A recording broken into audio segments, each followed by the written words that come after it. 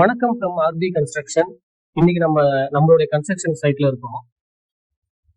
இதுதான் பாத்தீங்கன்னா நம்ம கன்ஸ்ட்ரக்ட் பண்ணிட்டு இருக்க பில்டிங். சவுண்ட்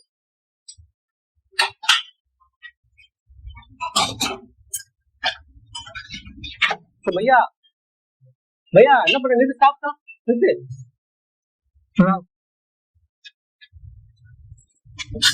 என்ன பண்ற? சென்ட்ரிங் ஏன் பிரிக்கிற?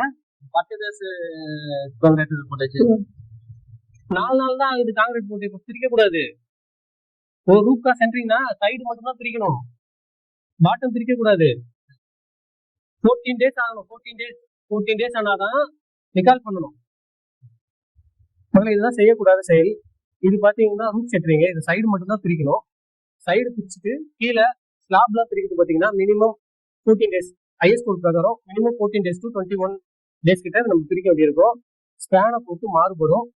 ஸோ இதை உங்க கன்ஸ்ட்ரக்ஷன்லையும் கரெக்டாக நடக்குதான்னு ஃபாலோ பண்ணுவாங்க. இந்த மாதிரி மிஸ்டேக்கை அவாய்ட் பண்ணுவோம்.